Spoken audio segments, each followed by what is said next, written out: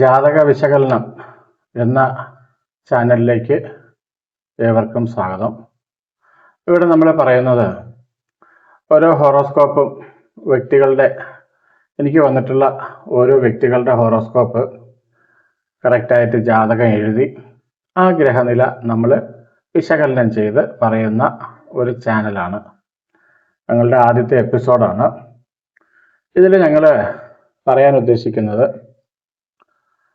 ലഗ്നാൽ 7ാം ഭാവം മംഗല്യസ്ഥാനമാണ്. 7ാം ഭാവത്തിലെ ശനി അഥവാ മന്ദൻ നിന്നാലുള്ള ഭാവഫലങ്ങളെ കുറിച്ചാണ് ഈ എപ്പിസോഡിൽ പറയുന്നത്. ഇതിൽ 6/1/1993 7:45 PM ജനിച്ച ഒരു വ്യക്തിയുടെ ജാതകമാണ്. മകയിര നക്ഷത്രം പാദം 2 അതാണ് ഇദ്ദേഹത്തിൻ്റെ നക്ഷത്രം. ഇതിൽ നമുക്ക് മംഗല്യസ്ഥാനത്തെക്കുറിച്ചൊക്കെ ചിന്തിക്കുമ്പോൾ ലഗ്നാൽ 7ാം ഭാവത്തിൽ ശനി നിൽക്കുന്നു. ലഗ്നം വന്നിട്ട് കർക്കിടകം, കൂറ് വന്നിട്ട് ഇടവവുമാണ്. ഇടവൻ രാശിയിലാണ് ചന്ദ്രൻ നിൽക്കുന്നത്. അപ്പോൾ ലഗ്നത്തിൻ്റെ 7ാം ഭാവത്തെക്കുറിച്ച് ചിന്തിക്കുമ്പോൾ അവിടെ ശനിയുണ്ട്. സാധാരണ നമ്മൾ ചൊവ്വ എന്ന് പറയുന്ന ഗ്രഹങ്ങളെ കുറിച്ചൊക്കെയാണ് കൂടുതലായിട്ട്, ചൊവ്വ എന്നാൽ ചൊവ്വാദോഷം ഉണ്ടെന്നൊക്കെ പറയുന്നത് പോലെ ശനി എന്ന് പറയുന്ന ഗ്രഹത്തിൻ്റെ പ്രാധാന്യം വളരെ ഇമ്പോർട്ടൻ്റ് ആണ്. സ്വക്ഷേത്ര ബലവാനായി നിൽക്കുന്ന ശനി അഷ്ടമാധിപത്യം വഹിച്ചുകൊണ്ട് 7ാം ഭാവാധിപത്യം വഹിച്ചുകൊണ്ട് 7ൽ നിൽക്കുന്നു ലഗ്നാൽ. അപ്പോൾ അദ്ദേഹത്തിൻ്റെ മംഗല്യസ്ഥാനത്ത് ശനി. ഇനി നമുക്ക് ചിന്തിക്കേണ്ടത് ഇദ്ദേഹത്തിൻ്റെ മനസ്സിൻ്റെ കാരകഗ്രഹം, കാരണം മംഗല്യം മനസ്സുമായിട്ടൊക്കെ ബന്ധമുണ്ട്. അപ്പം മംഗല്യ കാരകത്തെക്കുറിച്ച് ചിന്തിക്കുന്ന, മംഗല്യ സ്ഥാനത്തെക്കുറിച്ച് ചിന്തിക്കുന്നതോടൊപ്പം ലഗ്നാൽ 5ാം ഭാവം എന്ന് പറയുന്നത് 1, 2, 3, 4, 5 5ാം ഭാവത്തിൽ സ്ഥിതി ചെയ്യുന്നത് രാഹു അഥവാ സർപ്പൻ. 5ാം അവിടെ ഗുളികനുണ്ട്. 5ാം ഭാവാധിപൻ എന്ന് പറയുന്നത് വൃശ്ചികൻ രാശിയുടെ അധിപനായ ചൊവ്വയാണ്. അപ്പം ചൊവ്വ എന്ന് പറയുന്ന ഗ്രഹം എന്താണ്? ഗുളികസ്ഥിതി, ഗുളിക ഭവന ബാധാധിപനായ നിൽക്കുന്ന ചൊവ്വ. ആ ചൊവ്വ എവിടെ നിൽക്കുന്നു? 12ൽ നിൽക്കുന്നു. അപ്പോൾ 5ാം ഭാവാധിപൻ, മനസ്സിൻ്റെ സ്ഥാനാധിപതിയായ ഗ്രഹം, മനസ്സിൻ്റെ ആ സ്ഥാനാധിപതിയായ ഗ്രഹം ചൊവ്വ ഗുളിക ഭവന ബാധാധിപനായി മനസ്സിൻ്റെ സ്ഥാനത്ത് നിൽക്കുന്നു. അപ്പോൾ നമ്മൾ ചിന്തിക്കേണ്ടത് എന്താണ്? മാനസികമായിട്ട് ഇദ്ദേഹം ചിന്തിക്കുന്ന കാര്യങ്ങളിൽ വ്യത്യസ്തത ഉണ്ടാവും. നല്ലതും ചീത്തയും ഒക്കെ വേർതിരിച്ച് ചിന്തിക്കാനുള്ളൊരു സാഹചര്യം പല സമയങ്ങളിലും നഷ്ടപ്പെട്ടു പോകുന്ന അവസ്ഥ ഈ വ്യക്തിക്ക് കാണാം. വ്യക്തിയുടെ ജീവിതത്തിൽ സംഭവിച്ചിരിക്കുന്നത് അത് തന്നെയാണ്. 2, ഈ 5ാം ഭാവാധിപന് 6, 7, 8, 9, 10ാം ഭാവാധിപത്യം കൂടിയുണ്ട്. 10ാം ഭാവാധിപനും 5ാം ഭാവാധിപനും ഒന്നാവുകയും അത് 12ൽ നിൽക്കുകയും ചെയ്യുന്നു. കൂടാതെ ആ ചൊവ്വ ഗ്രഹത്തിന് എന്താണ്? ശനിയിലേക്ക് ദൃഷ്ടിയുണ്ട്. 1, 2, 3, 4, 5, 6, 7. അപ്പൊ എന്താണ്? 4, 7, 8 ദൃഷ്ടി പോലെ തന്നെ ചൊവ്വ മംഗല്യ സ്ഥാനത്തേക്ക് അഥവാ ശനിയിലേക്ക് ദൃഷ്ടി കൂടി ചെയ്യുന്നുണ്ട്. അപ്പം മനസ്സിന്റെ ഭാവാധിപതിയായ ഗ്രഹം എന്താണ്?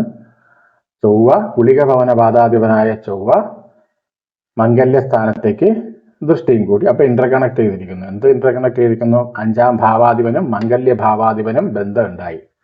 അപ്പൊ എന്താണ്? മാനസികമായിട്ട് ദാമ്പത്യ കാര്യങ്ങളിൽ ഇദ്ദേഹം നെഗറ്റീവ് ചിന്താഗതികൾ ഉണ്ടാവും. അതായത് മംഗല്യം പൂർണ്ണമായിട്ട് ഗുണകരമായി ചിന്തിച്ച്, ദാമ്പത്യ കാര്യങ്ങളിൽ ചിന്തിച്ച് മുന്നോട്ട് പോകാതെ പൊരുത്ത സ്ഥിതികളിൽ സമാനതകളില്ലാത്തൊരവസ്ഥ ഈ ജാതകന് ഉണ്ടാവും.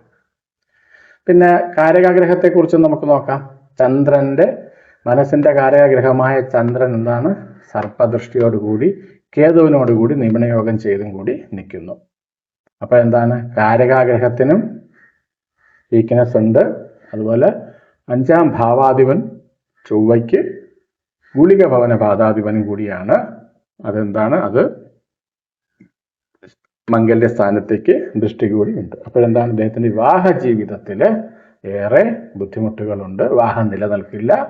മുന്നോട്ട് പോകില്ല. അല്ലെങ്കിൽ സമഭാവ ചിന്തകൾ, ശനിയോടൊപ്പം ഒക്കെ നിൽക്കുന്ന 7, 8 ഭാവങ്ങൾ അങ്ങനെയുള്ള ഒരു ജാതകമൊക്കെ ആണ് എങ്കിൽ ഗുണകരമാകും. അങ്ങനെ അല്ല എങ്കിൽ, അങ്ങനെ അല്ലാതെയാണ് ഇദ്ദേഹത്തിന് വന്നിട്ടുള്ളത്, ഇദ്ദേഹത്തിൻ്റെ കുടുംബജീവിതം ഗുണകരമാവില്ല. കുടുംബത്തെക്കുറിച്ച് ചിന്തിക്കുന്നതും തെറ്റായ കാര്യങ്ങളാണ്. ശനി 7-ൽ നിൽക്കുന്നത് കൊണ്ട് വൈവാഹിക ജീവിതത്തിൽ മുന്നോട്ട് ഗുണകരമല്ലാത്ത സാഹചര്യം ഇദ്ദേഹത്തിനുണ്ട്. ഇനി ഇദ്ദേഹത്തിൻ്റെ ദശാകാലങ്ങൾ പരിശോധിക്കാം. ഇദ്ദേഹത്തിന് 18/2/98 വരെ ചൊവ്വാദശയായിരുന്നു. 18/2/2016 വരെ സർപ്പൻ അഥവാ രാഹു. വ്യാഴ എന്ന ഗുരു അഥവാ വ്യാഴത്തിൻ്റെ ദശ 18/2/32 വരെ. 18/2/2051 വരെ ശനിയാണ്. ബുധൻ 18/2/2068 വരെ. ശേഷം കേതുവും ശുക്രനും ആയി തുടരുന്നു. എന്നാൽ ഇപ്പോഴത്തെ ദശാകാലം ദശ അപഹാരകാലങ്ങളും കൂടി പരിശോധിക്കണം. അതിന് വളരെ പ്രാധാന്യമുണ്ട്. വ്യാഴദശാകാലം 2032 വരെ. ഇപ്പോഴത്തെ ദശാകാലവും വ്യാഴനിൽ ശുക്രനാണ്. ശുക്രൻ നമുക്കറിയാം കളത്രകാലാധിപനാണ്, ദാമ്പത്യ ദേവതയാണ്. അത് 31/8/2026 വരെ. ഗുരുവിൽ വ്യാഴനിൽ ശുക്രദശാകാലം, ശുക്ര ദശാകാലം കൂടിയാണ്. ശുക്രദശയിൽ വ്യാഴനിൽ ശുക്ര അംശീകരിച്ചിരിക്കുന്നു. അപ്പം അങ്ങനെ വരുമ്പോഴെന്താണ്, ഇപ്പോഴത്തെ സ്റ്റിൽ പൊസിഷനിൽ 2026 8-ാം മാസം വരെ ദാമ്പത്യ ജീവിതത്തിന് വളരെ ബുദ്ധിമുട്ടുകൾ അനുഭവിച്ച് ഇപ്പോഴും മൊമെന്റിൽ അദ്ദേഹത്തിന് പ്രശ്നങ്ങളായി, കുടുംബജീവിതവും കലഹവും പ്രശ്നങ്ങളുമായി ഡിവേഴ്സിന്റെ വക്കിലേക്ക് തന്നെ, നിയമപരമായ കാര്യങ്ങളിലേക്കൊക്കെ തന്നെ പോകുന്നൊരു സാഹചര്യം ഈ ജാതകന് ഉണ്ട്. അപ്പൊ 7-ാം ഭാവത്തിൽ ശനി നിന്നാൽ മംഗല്യ സ്ഥാനത്തെക്കുറിച്ച് ചിന്തിക്കുന്ന എപ്പിസോഡാണ് ഇവിടെ പറയുന്നത് കേട്ടോ. ഈ 7-ാം ഭാവത്തിലെ ശനിയെക്കുറിച്ച് നമ്മൾ ഗഗനമായി ചിന്തിക്കുകയും പഠിക്കുകയും ഒക്കെ വേണം. വിവാഹ കാര്യങ്ങളിൽ ശനിക്ക് വളരെയധികം പ്രാധാന്യമുണ്ട് കേട്ടോ.